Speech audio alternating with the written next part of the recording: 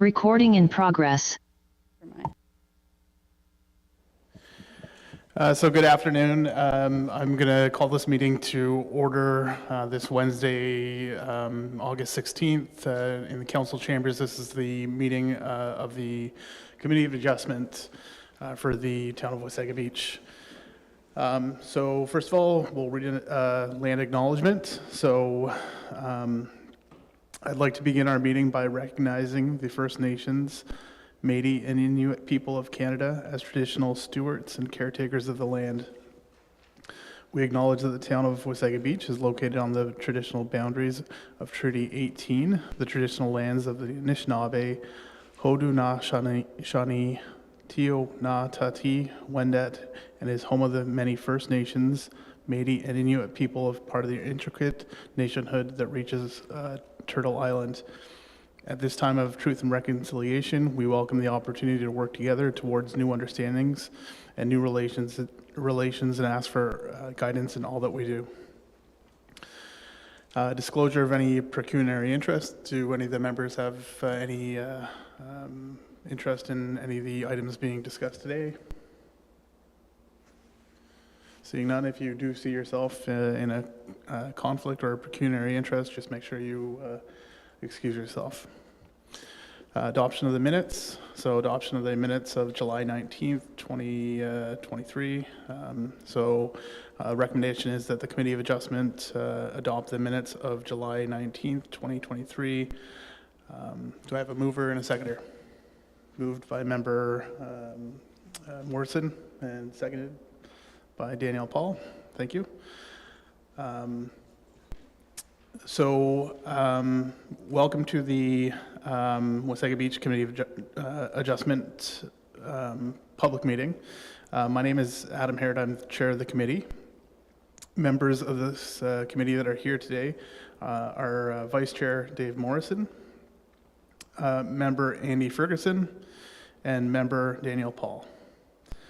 For each application that is being considered by the committee today, the following process will occur. Firstly, as the chair, I will invite the applicant, agent, or owner to the podium if they're appearing in person, or alternatively, if they're here by Zoom, I will ask that they turn on their camera and microphone. The secretary treasurer will then read the application being considered and will review any comments regarding the application that were made by the town departments, outside agencies, and the public, and will then provide a recommendation made by planning services. Secondly, the application is read by the secretary treasurer.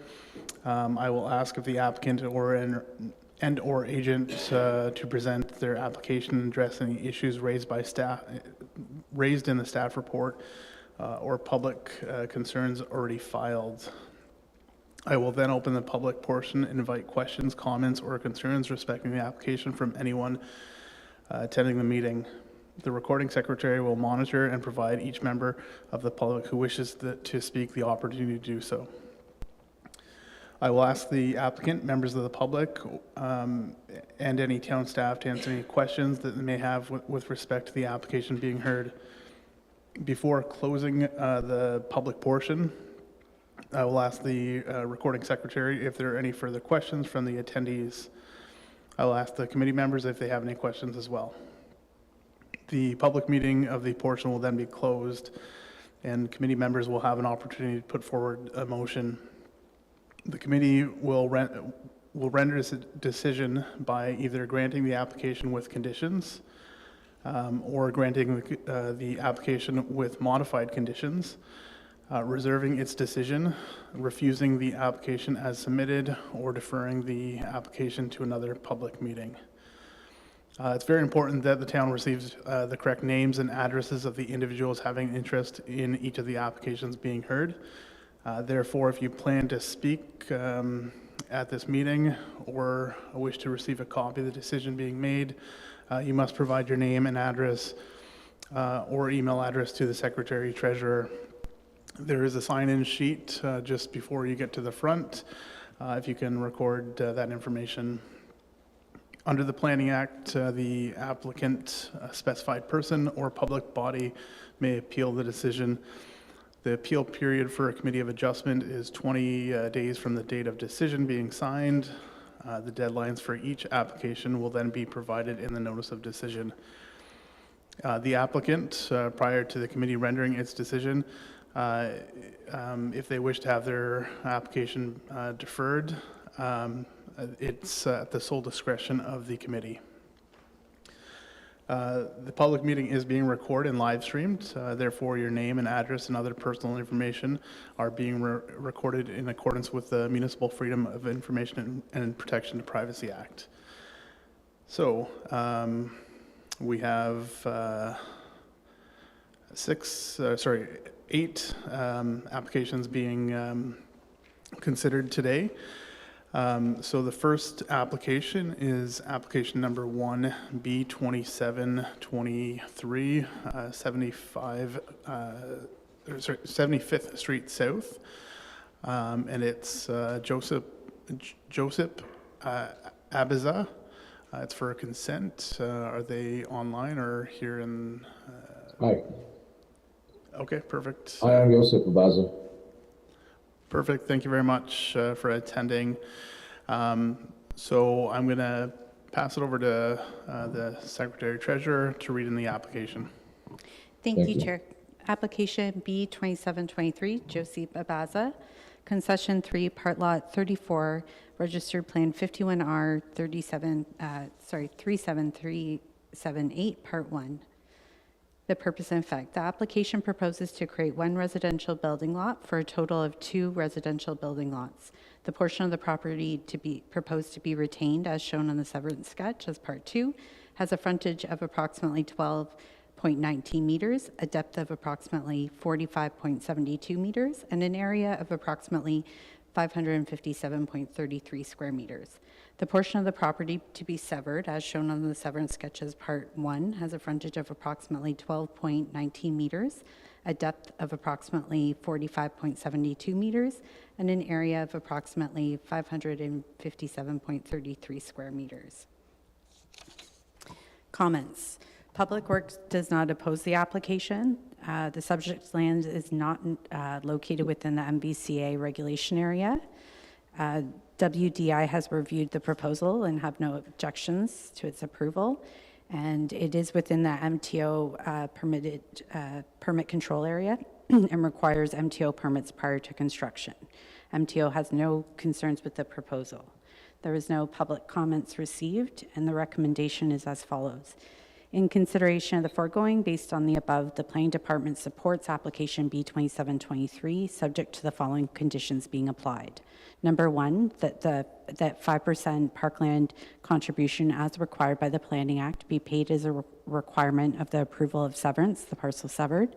The determination of the value of the parkland contribution will be based upon an appraisal prepared by an individual who is a member of the Appraisal Institute of Canada and pursuant to Section 51.1, Section 4 of the Planning Act.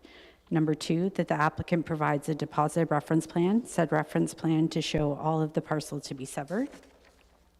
Number 3, that all existing vehicles, boats, and trailers be removed, and that the applicant provide confirmation of the removal to the Town Wasaga Beach Planning Department. Number 4, that an overall lot grading plan be provided showing both lots in accordance with the current Town of Wasaga Beach engineering standards and policies, specifically the infill lot grading and drainage policy. Existing service locations to be shown on the above plan for both retained and severed lot.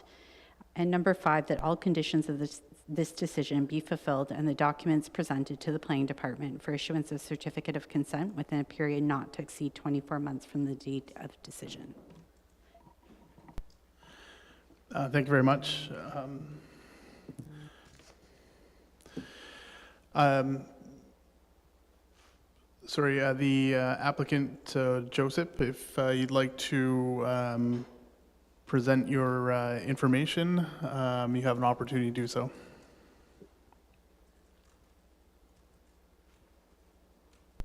The information I'd like to present is just, I think that basically sever off the property, the parcel for another parcel, and I plan on building two family homes.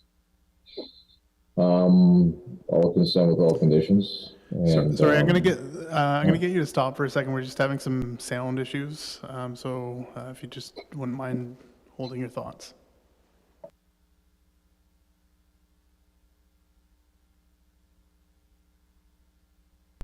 It might be on the, applicant's or the owner's side of things, because I don't think the recording secretary has notified me that it's not on our side, so I'm not sure. Okay, it might be a sound issue on your end. Is Hey, how can you hear me now? Can you hear me now? Okay. Hello. yeah, we can hear you, but it's very muffled. Oh, okay. Sorry. I apologize. I don't really do this all the time. No, I'll abide with all conditions as mentioned. And is there anything else I need to say? I will.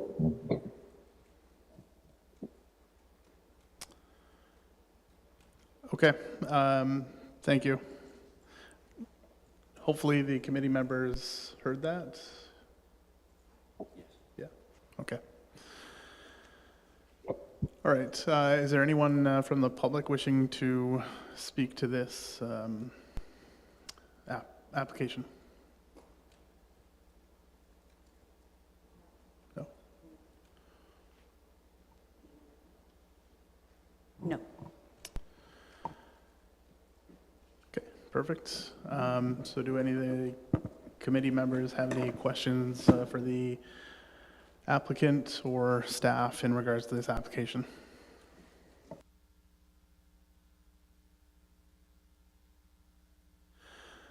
Okay, seeing no questions from the committee members, I will close this public portion of the public meeting and call the vote that the Committee of Adjustment hereby approve the application from Joseph Abiza with the conditions as set out by planning staff. Do I have a mover? Member Paul, seconded by Member Ferguson. All in favor? And that is carried. So thank you very much. Your application was approved. So you can sign off if you wish, or you can hang out and watch the rest of the meeting. It's up to you. Thank you, and I apologize for the microphone. It's okay. Thanks. Have a nice day. You too. So application number 2, that's A1823. It's 2166 Shore Lane. Application is being brought forward by Andrew Vandermeer, and it's for variance. Is he here? Okay. If you'd like to just come forward, grab a seat, similar to the other application. I'll get the committee secretary to read in the application. Okay. Thank you, Chair. File number A1823, 2166 Shore Lane. There was the application for minor variance was submitted by Andrew Vandermeer on behalf of Frank Burke and Nancy Hardy, owners of the subject land. The relief that they are requesting pertains to section 3.1.4 to permit a detached accessory building with a height of 6 meters, whereas the maximum height of a detached accessory building shall be 5 meters. Section 3.1.4 to permit a detached accessory building with a second story, whereas a detached accessory building shall not exceed 1 story. And lastly, section 3.1.5.7 to permit the location of the detached accessory building in the front yard with a minimum front yard setback of 12 meters, whereas a detached accessory building is only permitted in the front yard with a minimum setback of 12 meters only if the other provisions of the zoning bylaw are maintained. And the recommendation is that planning staff supports application 1823, subject to the following conditions: that the development will be substantially consistent with the site plan and floor plans provided with the application. Number 2, that the existing garage located in the front yard be demolished, removed, and that the applicant provide confirmation of the removal to the Town of Wasaga Beach Planning Department. The applicant is responsible for contacting the building department to obtain any necessary permits for the demolition of the existing garage. And the comments received, Public Works does not oppose the applicant's request.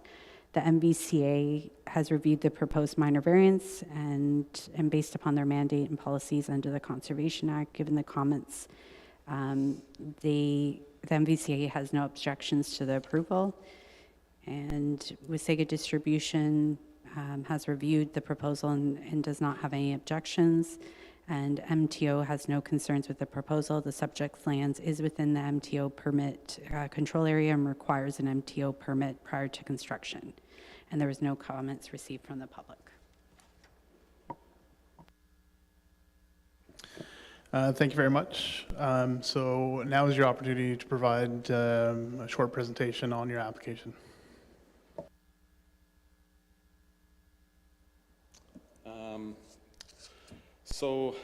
Some of the main reasons why I want to go through with this minor variance is because we'd like to keep the secondary dwelling separate from the house, yet retain storage space in the, is it on? Oh, it's closer? Oh, okay, there we go. So we'd like to keep the secondary dwelling separate from the house, yet retain storage space in the garage below, because they already have the garage there, which I'd like to move those items into this new garage. The only way to do this is without going accessory building coverage is by stacking the unit over the garage instead of separating them. Otherwise, we'd go over coverage and take up more yard space. This idea would also provide the most yard space and parking as possible. It also retains the most yard space between the garage and the main dwelling, whereas if we were to do a dwelling and a garage, it would take up quite a bit of that yard. And obstruct some of the neighbors, both of the neighbors' kind of view and clear space from each property. Also, at the moment, the shoreline hazard runs through the house, which means only an addition of 120 square feet is allowed without going through a shoreline hazard study, which isn't a guarantee. As the MVCA states, a max allowable area is 100 square meters, and currently the footprint of that house is 89 square meters. Also, having the garage on the main floor versus the dwelling will allow us to keep it lower, whereas if we were to go with a crawl space, because of the water table, everything would have to be raised, and we'd have to raise the grade of that property probably 2 or 3 feet to accommodate the frost coverage, which then means we have to build retaining walls and all that kind of stuff. Yeah, and if we, if we're to do 2 structures, it would just obstruct the neighbors more. Where this garage is currently located, it's located right next to the neighbor's accessory garage, which was kind of a convenience. Yeah, that's pretty much it. If you guys have any more questions, let me know. Perfect, thank you very much. So I'll see if anyone from the public is here wishing to speak to this application, either online or in person. And I'm not seeing anyone coming forward at all, and no one's online. Okay, committee members, any questions? Okay, Member Morrison, go ahead. So I guess this is through to the manager of planning, given that Mr. Vines is not with us today. So I'm trying to understand the whole 1-story, 2-story concept. I mean, I understand what the words mean, and I understand what the plan is, and I don't even object to it now on that level. But that seems, I mean, we're doubling the amount of usable space. There's an existing rule that says accessory buildings can be 1 story. How is it minor to double that? Through the chair to committee member Morrison, I'm going to defer to the planner who has carriage of this file. I'm sorry, but Mr. Vines is not here. Mr. Vines is not here, but planner Hannah is okay. My apologies. going to be taking over Fine. for Mr. Vines. Thank you, and through you, the chair. In terms of the requested variance for increasing by a story, so currently in our zoning bylaw for detached accessory structures, a maximum of 1 story is permitted. We currently don't have anything in our zoning bylaw to speak to detached accessory dwelling units, which is something that was recently passed by the provincial government earlier this year. So our zoning bylaw is not up to date in terms of provincial legislation for accessory dwelling units. And when it comes to determining whether something is considered minor, in this case, the planner on file, Joel Vines, did find that it was minor, and in considering in our evaluation of minor, it's not so much whether the amount that it's being increased, but whether the impact of that second story would have a minor impact relative to something that would be permitted, being a 1-story building. So to cut through all of that, if I may, the differentiation is basically on the concept of dwelling. We currently do not consider anywhere an auxiliary dwelling unit in any of our various bylaws, zoning bylaws or otherwise, correct? Yes, and through you, the chair, currently our zoning bylaw does not provide any provisions with regard to a detached accessory structure, a detached accessory dwelling unit. Right, so the answer is yes. So, and I'm assuming the new zoning bylaw, when it comes out, will consider these things? So through the chair, in terms of the updated zoning bylaw, while I can't speak to all the policies that would be in it, it would have to be in line with the provincial legislation, so it would include provisions related to detached accessory dwelling units. Okay, thank you. Any other questions from the committee members? No. Okay. And not seeing any other comments. No. All right, so I will close the public portion of this meeting and call the vote that the Committee of Adjustment hereby approve the application from Andrew Vandermeer with the conditions as set out. Do I have a mover? Member Ferguson, seconded by Member Paul, and all in favor. And that is carried. Thank you very much, Mr. Vandermeer, and you may stay here or you can leave. Okay, thanks everyone.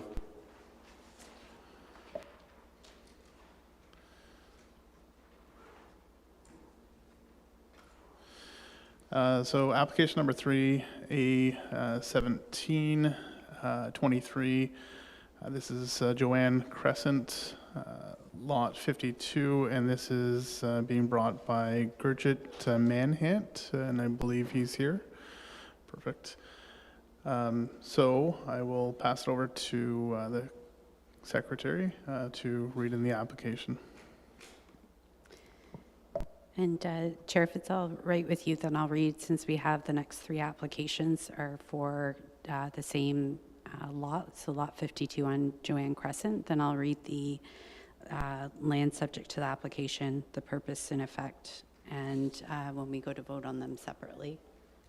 So we'll start with, so I'll read out the land subject, purpose and effect, and each application, and then I'll do the recommendation just for the first one, which is A1723, if that's okay with you. That is perfectly fine. Thank you.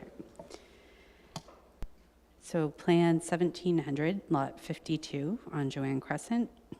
The purpose and effect: 2 applications for consent, B28 and B2823 and B2923, and 1 minor variance application, A1723, have been submitted by Gurjit Mahant, agent on behalf of Alicia Bartoshewitz,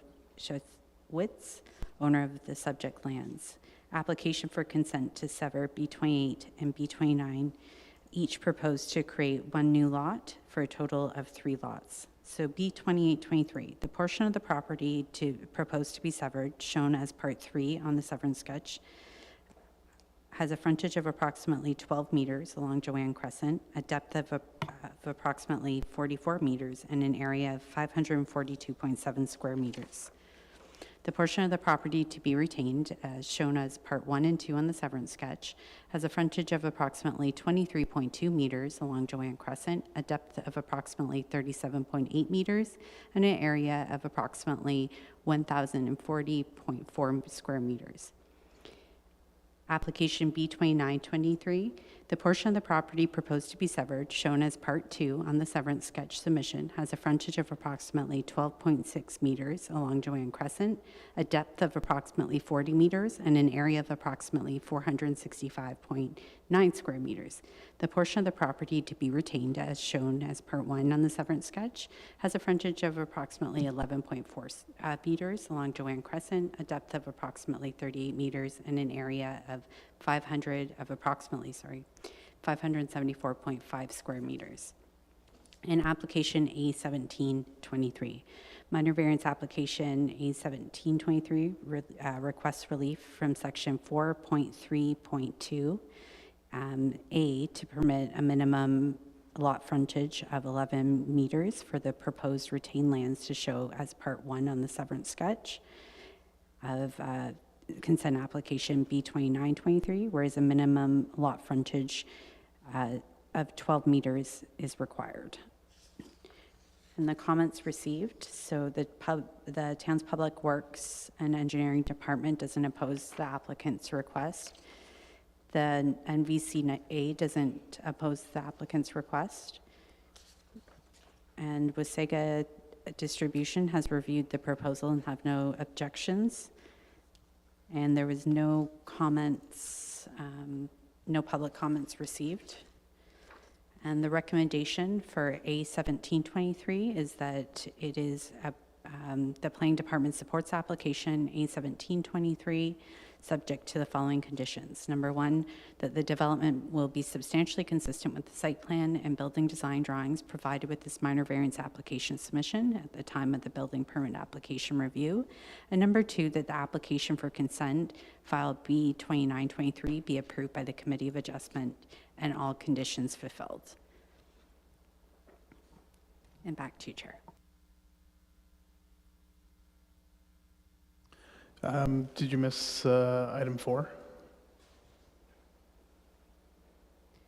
No, I read the B20.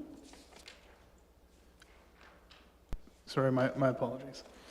I believe I read B28, B29, and A17, and just the recommendation for A17 as I believe that's the... Sorry, I was looking at the wrong one. Okay, so perfect. I will ask the applicant if they want to speak to this matter. No? Okay. Perfect. Is there anyone from the public that wishes to speak to this application? The recording secretary has confirmed that nobody's online that would like to speak to the application. Perfect. Do any of the committee members have any questions for the applicant or staff?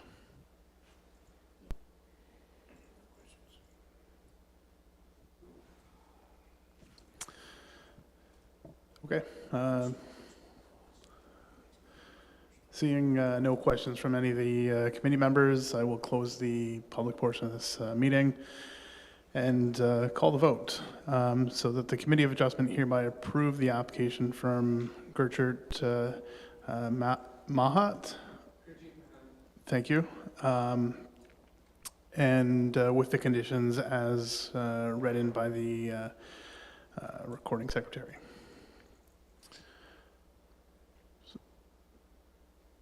Do I have a mover?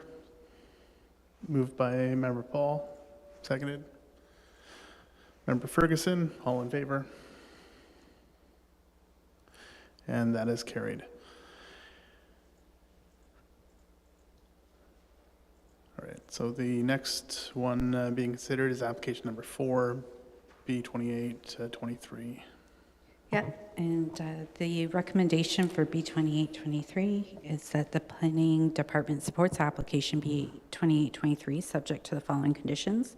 Number one, that the 5% residential parkland contribution as required by the Planning Act be paid as a requirement of the approval of the severance, the parcel severed.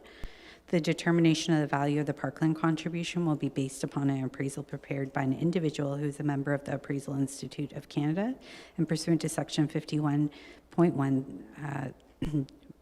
Section 4 of the Planning Act. Number two, that the applicant provides a registered reference plan, said reference plan to show all the parcel to be severed and all the parcel to be retained. And number three, that all conditions within the decision be fulfilled and documents be presented to the planning department for issuance of the certificate of consent within a period not to exceed 24 months from the date of decision. Okay. Any questions from the committee members? No.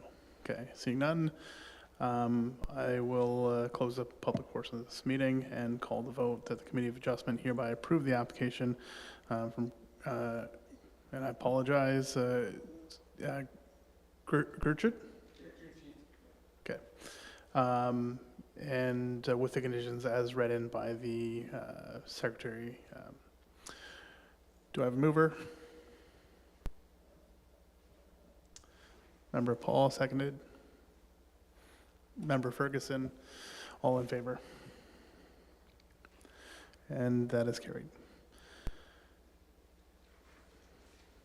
Next one is application number 5, B2923. And Yep. Yeah. So based on the information read aloud previously, the planning department supports application B2923 subject to the following conditions: that 5% residential parkland contribution as required by the Planning Act be paid as a requirement of the approval of severance, the parcel severed. The determination of the value of the parkland contribution will be based upon an appraisal prepared by an individual who's a member of the AIC and pursuant to Section 51.14 of the Planning Act. Number two, that the applicant provides a registered reference plan, said reference plan to show all of the parcels to be severed and all the parcels to be retained. Number three, that the application for consent filed B2823 be approved by the Committee of Adjustment and all conditions fulfilled. And number four, that all the conditions of this decision be fulfilled and the documents presented to the Planning Department for issuance of the certificate of official within a period not to exceed 24 months from the date of decision.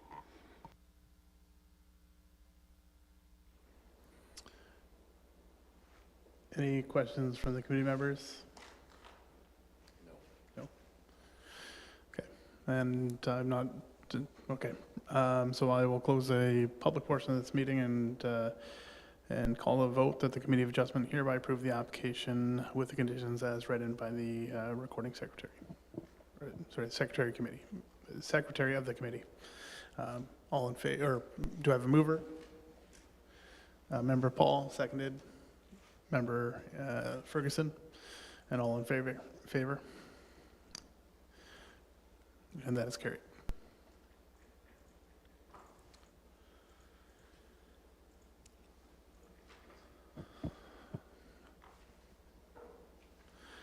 Application number 6, B3023.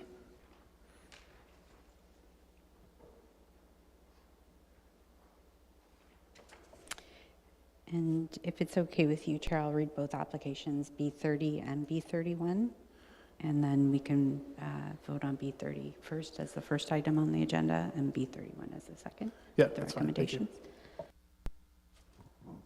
Okay, applications B3023 and B3123. Plan 1700, lot 56.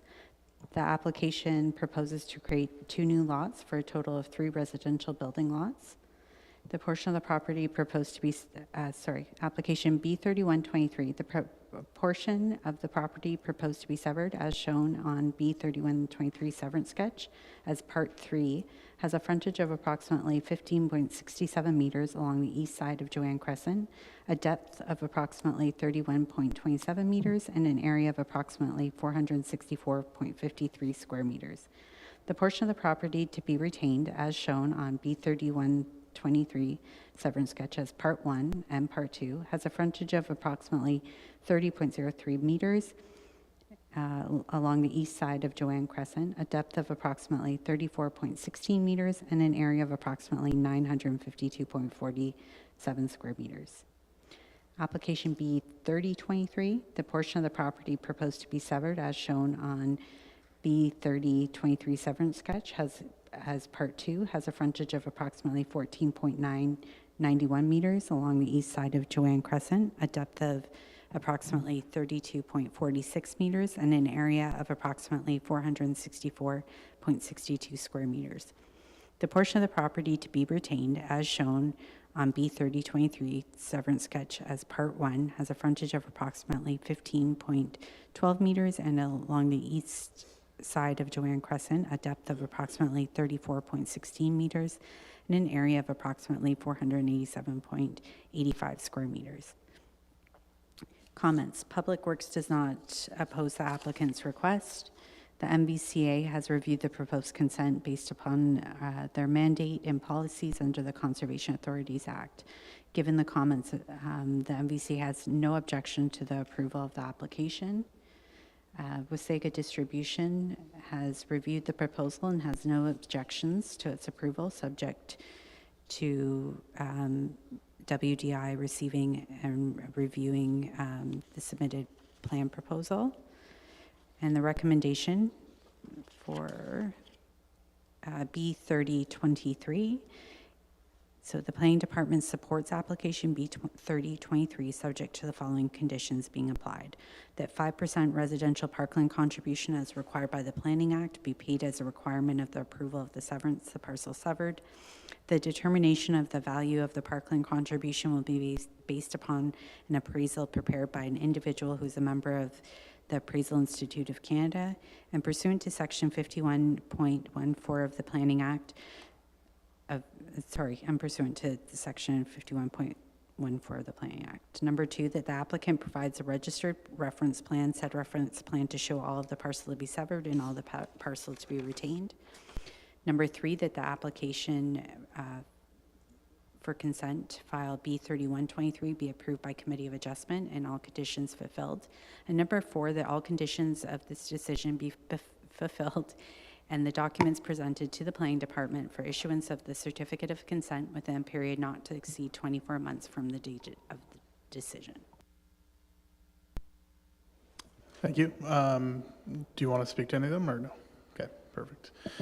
All right, and no one here from the public wishing to speak to it online or in person?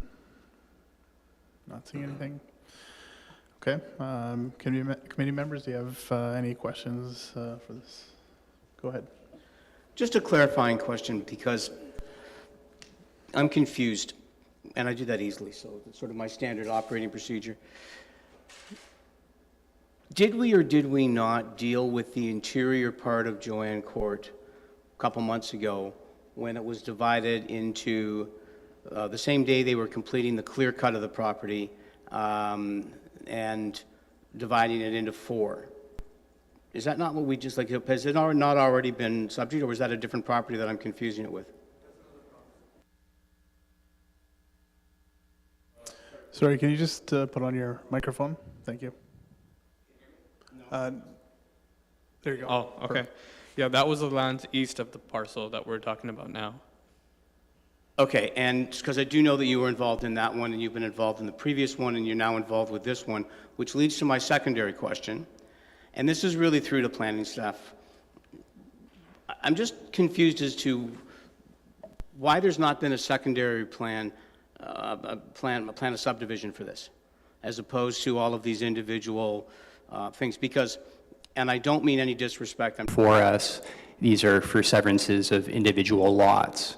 So we are looking at these lots on a case-by-case basis, as opposed to the entirety of the neighborhood, which pre-exists as a result of the plan of subdivision. So the plan of subdivision created individual lots, and now we're looking at the subtext of new individual lots that will quadruple the density. Am I correct? There are 4 lots which are going to become 12 when he eventually comes back for the other 3. Through the chair, I can't speak to previous applications. For us, for the purpose of reviewing and processing planning applications, we look at each application on an individual basis. So I unfortunately can't answer your question. Sorry, I'm not, with respect, that's not, perhaps I phrased it wrong or poorly. You were the one that said that there was a secondary plan of subdivision that established the individual lots, which would have had 4 there, and I'm saying they're now eventually going to be 12. And my question was, are we taking the pre-approved 4 and now subdividing them as they come forward? Is that what's happening? Through the chair, I believe your explanation accurately describes the situation. In this case, the applicant has applied for a severance for an individual lot, the lots to be essentially divided into 3 lots. So again, we're assessing these on a case-by-case basis. This is one individual consent application for one individual lot in a pre-existing neighborhood that's been established through a plan of subdivision with access to full municipal services, including a roadway and municipal water and sewer. So there isn't a need for another subdivision application because the servicing is pre-existing. But presumably in the original secondary plan of approval or subdivision plan, the division of the lots would have considered the built-out density of the area or not? Through the chair, I can't speak to this specific subdivision application. I wasn't involved with that file. There are policies within our official plan that speak to density, and as part of our assessment criteria when looking at individual consent applications, we also look at that density requirement. And we did not see any issues with these specific lot creation. In a theoretical presentation then, as opposed to worrying about the specific subdivision plan, do the subdivision plans not anticipate the single lots being calculated to the density of the area? Through the chair to Member Morrison, I don't have any familiarity with this file as I'm a recent addition to the Planning Services Department. I'm wondering if Planner Watt can confirm the age of this subdivision application or the original subdivision approval, because I'm going to suggest that it's an older approval that was done under a different set of circumstances, and that while it may have anticipated a certain density at that time, either subsequent to that approval or in part with the existing official plan policies, the density permissions would actually permit what's being requested right now. So notwithstanding that the original subdivision would have been created with a different set of circumstances, the further lot creation would still continue to comply with the density provisions applicable to that area. But even if that's true, and I appreciate that, even if that's true, why would we not, given that we can, I know they all have to be kept separate in our minds, I understand all that, but we can look at a map and anticipate that we're going to have 40 of these applications. Wouldn't it be reasonable to recommend that they put in a second, like an amendment to the plan of subdivision? And again, through the chair, I can't comment on what the decision-making process, was that led us to conclude that this was the best path forward for these lands. So if I might make a suggestion, and then I'm almost done, Mr. Chairman, thank you for your patience. And I don't even think you'll disagree with me, the applicant. Might I suggest that we, take a look at it? It's empty land right now, and we've dealt with several of these files already. There's going to be, at my rough guess, not exaggerating, there's going to be at least 10 more to do the subdivisions, like the severance is necessary to build all these singular lots. My suggestion would be perhaps it would be incumbent upon the town to make the suggestion to the applicant that perhaps a revised plan of subdivision might be the better way to go, because then council's making the decision about the density they wish in that area. For what it's worth. Thank you very much. Can I provide some history on these lots? So what happened was in the 40s, there was a subdividing reference plan on these parcels. And then what happened after that was there was no geographic fabric or description provided. So they had to throw on a registrar's compiled plan on top of the subdividing R plan, reference plan, to provide geographic fabric so lawyers could provide deeds to these owners who own these lots. So all these lots that are owned by certain owners are now choosing to subdivide these lots to create more lots to increase the density of Wasaga. And I don't think creating a subdivision plan over a few lots would make a difference, because in other parts of Wasaga, where we also are submitting severance applications in subdivision lots, they're shrinking those too, because some of the lots are greater and they're creating severances on those as well. So it doesn't matter even if you did a subdivision plan on it. It would require consent from the owners, excuse me. And yeah, it is a case-by-case situation. So if I do get more clients that want to subdivide the rest of the lots on Joanna Crescent, I probably will bring those applications forward. But I don't know how the town prefers to go forward with it, but that's the way we've been doing it for a few years now, and I think that's the way it's going to go for Joanna Crescent at least. Thank you for the information.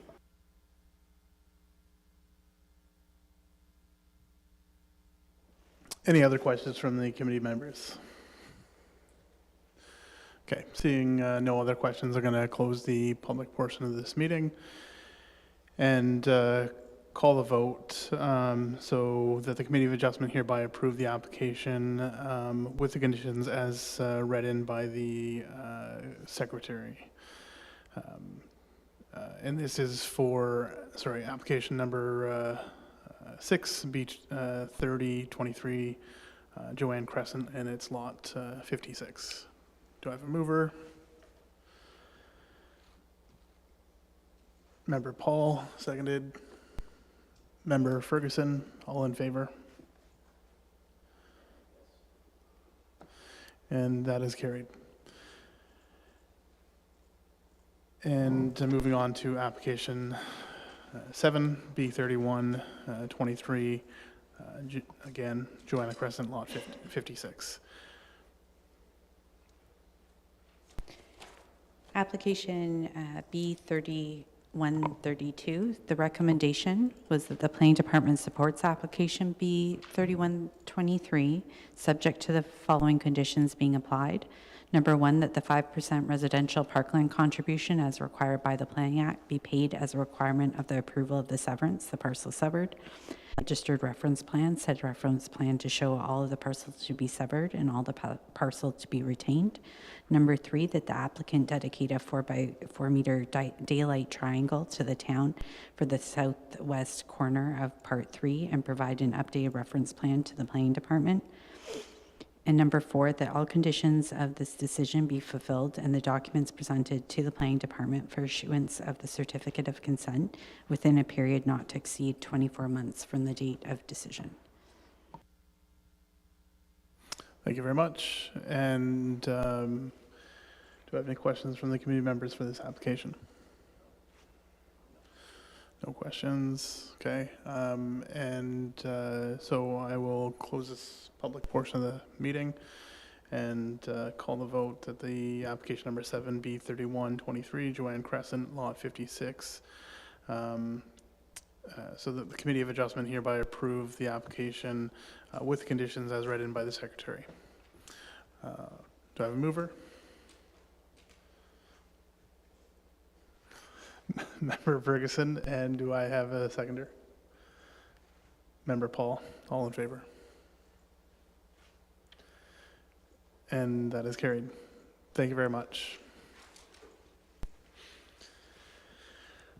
So the last application today is application number 8, A1523. This is for 264th Street North. And the applicant is here, so. Thank you very much. Good afternoon. And I will pass it over to the secretary to read in the application. Thank you, Chair. And this is, just to note that this is a deferred app from July's meeting that's come back. So file A1523, 264th Street North.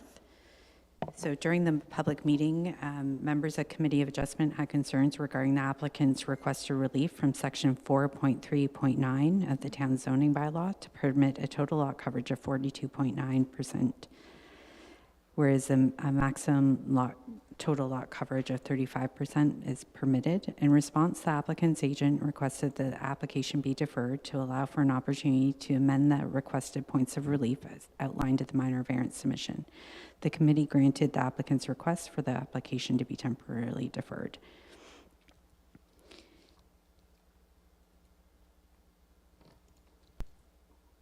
And so the relief that was sought back in July was to permit a reduced front yard setback of 1.7 meters, whereas the minimum front yard setback 6 meters is required.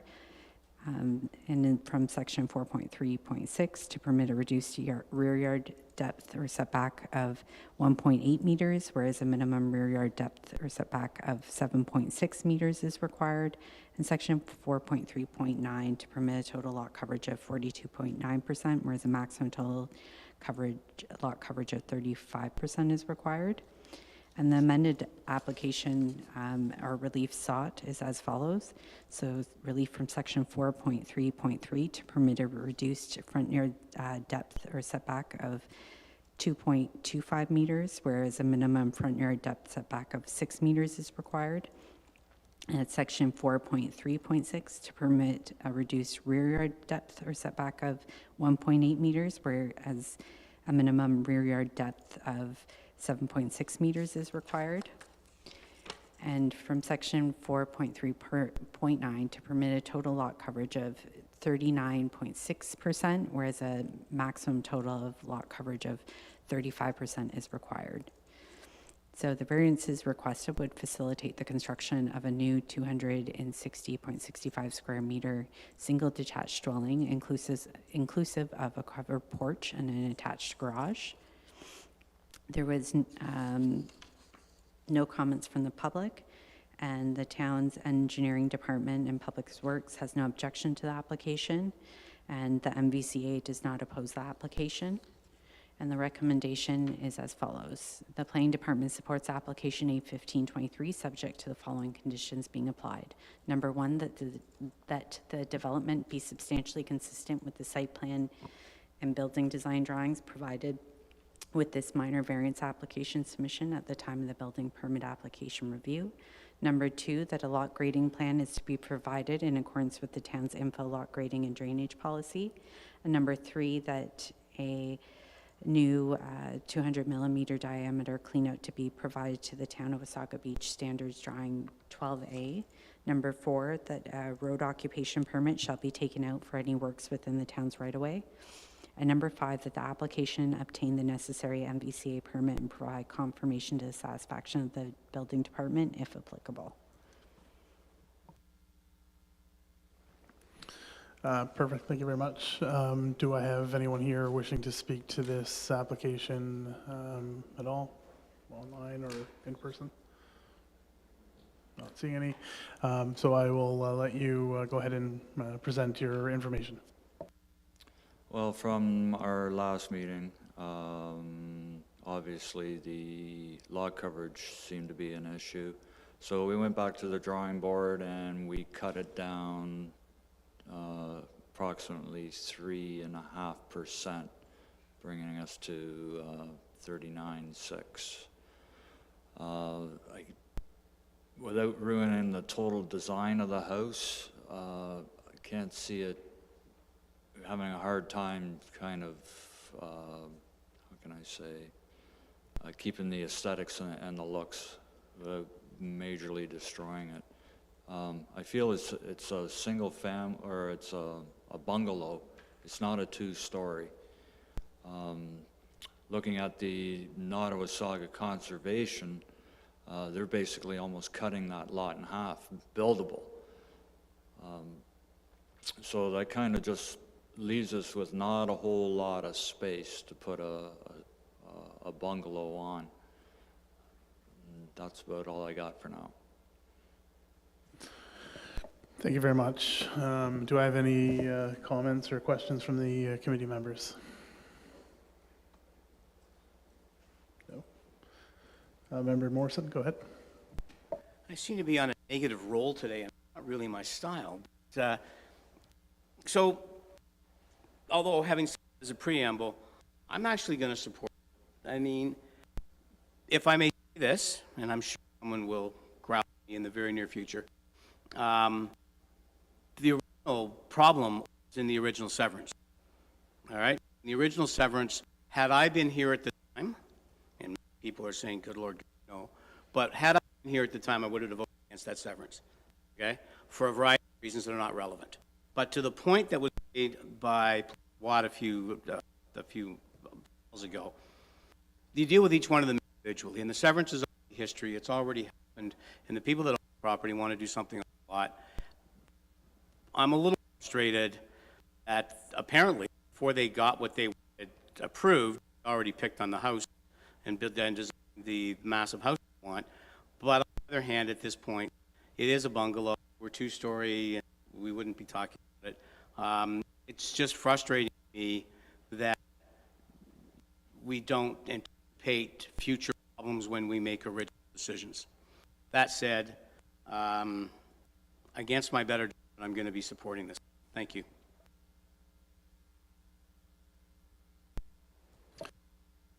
Thank you. Member Ferguson. Just a couple of things, and I've driven by this place, and the existing house that's there now, how old is that house? Does anybody know? 32 years. Okay. And the square footage of that house? 1,800. Pardon me? 1,800 square. 1,800, but it's a two-story, right? Two-story. So 900. So, and we're changing things, and just a comment. If we approve this, right, what we're doing is we're setting a standard, and a standard, we're setting a, well, they could do it, why couldn't I do it? So that's one thing. And my concern is I love covered porches, right? But where I see this being a 5'7" front yard, 20 feet. I know we can't do 20 feet because of the setbacks and that, and there is some give and take. A sidewalk is normally 5 feet. Now, the way the world changes and people are going, that's a tight street anyways, right? If the town came in and did a 5-foot sidewalk up there, they're only going to be 7 inches from that porch. So I'm just saying, these are the things that catch my eye, and then I say to myself, geez, are we really pushing the envelope here? Because a 5-foot sidewalk up that street, the cars, you can't get two, it's very difficult to get 2 cars side by side up there. So the next one of the things that could come up is, hey, it's a safety issue now, and I think the same was what they did in 39th Street. I think they're widening, they're taking property, they're taking 5 feet and putting a sidewalk there. So my hesitation is that we're opening up a situation here that could run rampant. And my concern is that when a house is sited like this, are we starting something we shouldn't? And that's just my comment. There doesn't have to be an answer. I would have preferred a 2-story because of the size. But I also understand the bungalow looks very nice, and it's not a criticism of the design. It's just a comment about space. It's also a mobility issue. My wife has hip and knee issues. That's why we're building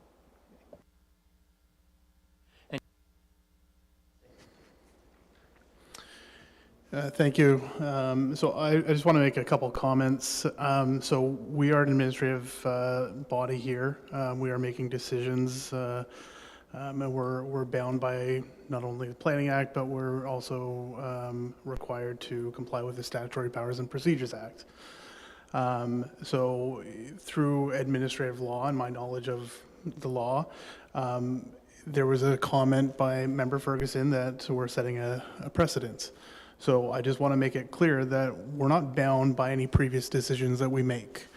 As long as the decisions are reasonable, they can't be struck down just because we granted this person a 39.6% for lot coverage, and somebody else we denied.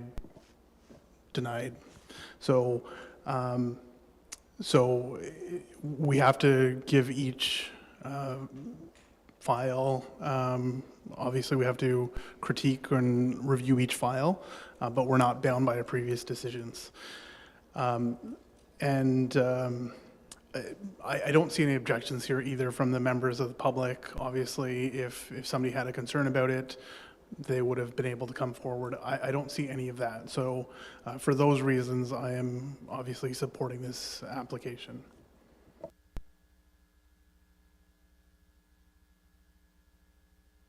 Any further comments from committee members? Okay. I will then close this public portion of the meeting, and I will call the vote that the Committee of Adjustment hereby approve the application from Ron Fleer with the conditions as set out in the application. So do I have a mover? I will move it, and seconded by Member Paul. All in favor? And that is carried. Thank you very much, and thank you for sticking around. Okay. Thanks again, guys, and have yourself a great day.